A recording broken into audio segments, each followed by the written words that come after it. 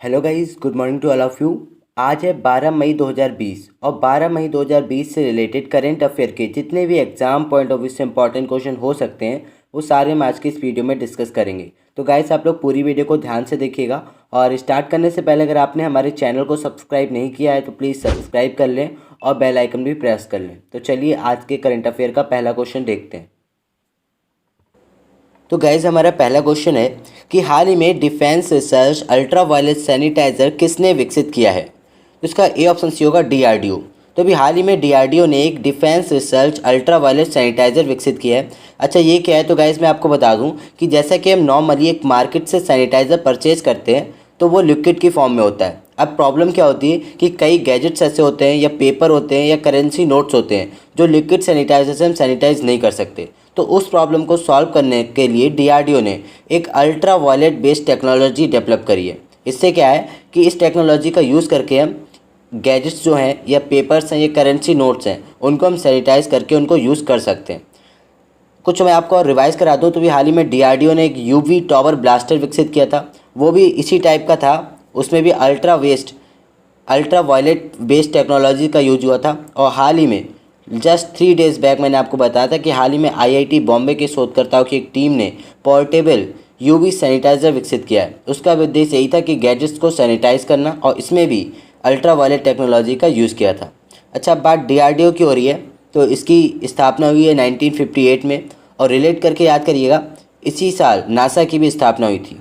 DRDO की full form है defence research and development organisation और इसका हेड क्वार्टर न्यू दिल्ली में, और जबकि डीआरडीओ दिवस मनता है 1 जनवरी को। तो याद रखिएगा गाइस। चलिए नेक्स्ट क्वेश्चन देखते हैं। तो गाइस हमारा सेकंड क्वेश्चन है कि हाल ही में नेशनल टेक्नोलॉजी डे कब मनाया गया है। तो हाल ही में नेशनल टेक्नोलॉजी डे 11 मई को मनाया गया। इसको टेक्नोलॉजी डेवलपमेंट बोर्ड मनाता है। अच्छा क्यों मनाता है, तो गाइस मैं आपको बता दूं कि 11 मई 1998 को राजस्थान के पोखरण में परमाणु बमों का सफल परीक्षण किया गया था और इसीलिए यह दिन 1998 के परमाणु परीक्षण की वर्षगांठ को राष्ट्रीय प्रौद्योगिकी दिवस के रूप में मनाया जाता है। तो याद रखिएगा नेशनल टेक्नोलॉजी दिवस के रूप में मनाया जाता है इसी दिन को। अब गाइज इंपॉर्टेंट डेज वाला क्वेश्चन है। तो आज मैं आपको फिर मई के जितने भी इंपॉर्टेंट डेज हैं सारे मैं आपको रिवाइज करा रहा हूँ। और गाइज अगर आपने इसको कॉपी पे सीक्वेंस से नोट डाउन नहीं किया है तो प्लीज़ आज आप इसको नोट डाउन जरूर कर लीजिए और साथ ही साथ मेरे साथ में बोलते चलिए जिससे कि आपको साथ ही साथ में याद होता चले। तो 1 मई को मनाया गया था वर्ल्ड लेबर डे, 2 मई को मनाया गया था वर्ल्ड ट्यूना डे और उसी के साथ साथ मनाया गया था वर्ल्ड एस्ट्रोलॉजी डे। उसके बाद 3 मई को मनाया गया वर्ल्ड प्रेस डे, 4 मई को इंटरनेशनल फायर फाइटर्स डे, 5 मई को वर्ल्ड क्लीन हैंड्स डे, 7 मई को वर्ल्ड एथलेटिक्स डे, 8 मई को वर्ल्ड रेड क्रॉस डे, 9 मई को वर्ल्ड माइग्रेशन डे जिसकी थीम रही थी बर्ड्स कनेक्ट ओवर बर्ड। फिर 10 मई को मनाया गया वर्ल्ड्स मदर्स डे और 11 मई को मनाया गया नेशनल टेक्नोलॉजी डे। तो गाइस याद रखिएगा इंपॉर्टेंट डेज वाला क्वेश्चन था। चलिए नेक्स्ट क्वेश्चन देखते हैं अब। तो गाइस हमारा थर्ड क्वेश्चन है कि हाल ही में किसने इलीसा टेस्ट किट कोविड कवच विकसित की है। तो इसका बी ऑप्शन से होगा एनआईवी। तो अभी हाल ही में एनआईवी यानी नेशनल इंस्टीट्यूट ऑफ वायरोलॉजी जो कि महाराष्ट्र के पुणे में स्थित है उसने एक कोविड कवच विकसित किया है।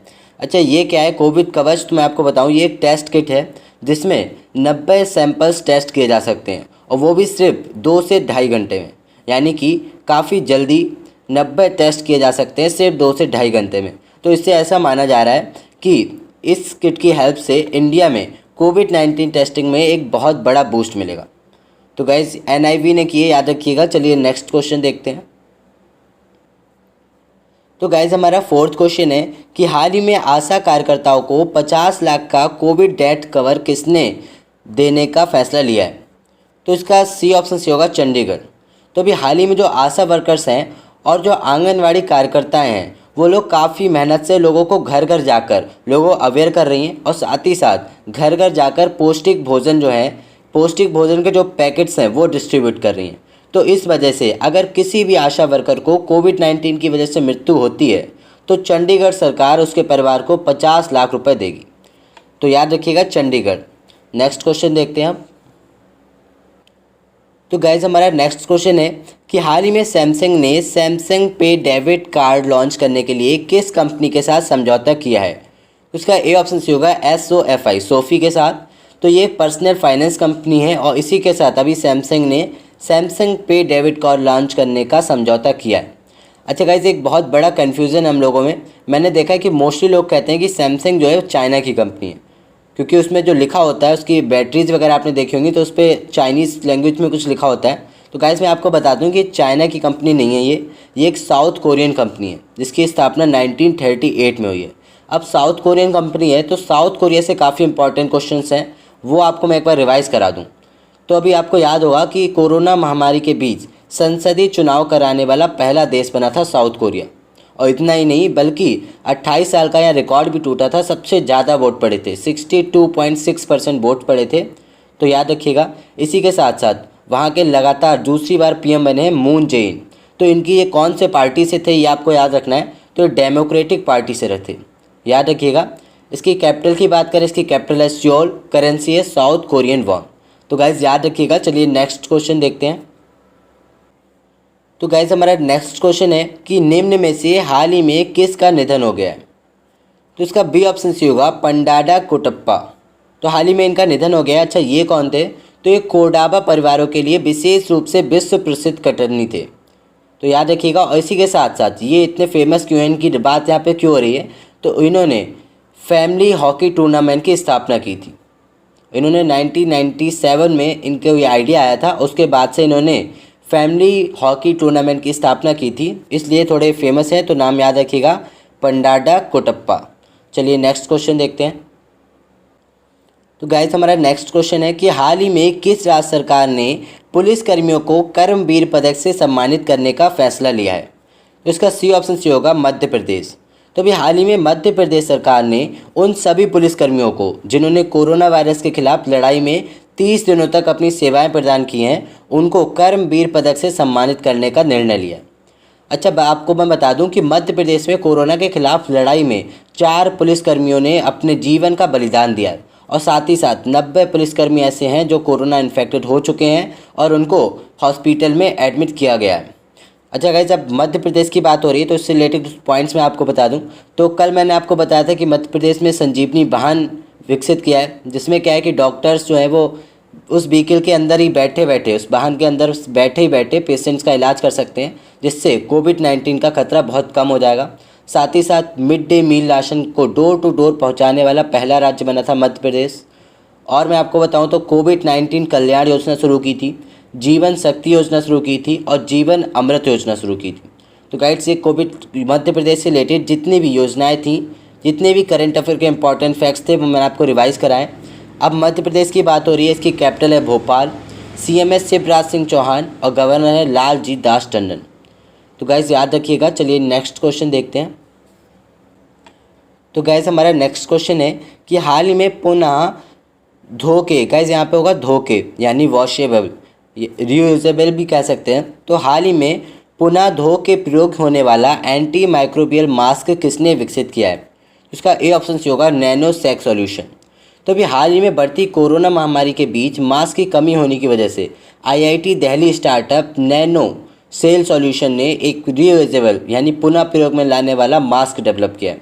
अच्छा, इस मास्क में क्या है कि आप इसको 50 बार यूज़ कर सकते हैं धुल के, यानी एक बार यूज़ किया फिर आपने उसको धुल लिया, ऐसे आप 50 बार उसको धुल के यूज़ कर सकते हैं। तो ये क्या है, नैनो सेक सॉल्यूशन है, याद रखिएगा। चलिए नेक्स्ट क्वेश्चन देखते हैं। तो गाइस हमारा क्वेश्चन है कि हाल ही में केंद्रीय सड़क परिवहन और राजमार्ग मंत्री ने अगले 2 वर्षों के लिए कितने करोड़ रुपए की सड़क निर्माण का लक्ष्य रखा है। तो इसका सी ऑप्शन सी होगा 15 करोड़। तो अभी केंद्रीय सड़क परिवहन और राजमार्ग और MSM मंत्री यानी नितिन गडकरी ने ऑटो सेक्टर पर कोविड-19 पर SIM के सदस्यों के साथ एक वीडियो कॉन्फ्रेंसिंग करी, जिसमें उन्होंने बताया कि उन्होंने अगले 2 वर्षों में 15 लाख करोड़ रुपए की सड़कों का निर्माण का लक्ष्य रखा है। तो गाइस याद रखिएगा। इसी के साथ आप लोग याद रखना कि हमारे केंद्रीय सड़क परिवहन और राजमार्ग मंत्री हैं नितिन गडकरी। तो गाइस याद रखिएगा। चलिए नेक्स्ट क्वेश्चन देखते हैं। तो गाइस हमारा लास्ट क्वेश्चन है कि हाल ही में किस देश के राष्ट्रपति ने कोरोना वायरस प्रकोप का हवाला देते हुए अपनी शक्तियों का विस्तार किया है। तो इसका सी ऑप्शन सी होगा इजिप्ट। तो भी हाल ही में इजिप्ट यानी मिस्र के जो राष्ट्रपति हैं अब्देल फतेह अल सीसी, उन्होंने संविधान के संशोधन का अप्रूवल देते हुए अपनी शक्तियों को बढ़ाया। तो गाइज मैं आपको बता दूं कि इजिप्ट में जो संशोधन है, संविधान है, वो इंडिया की तरह नहीं है। वहाँ जो पावर्स हैं वो लिमिटेड पावर्स हैं।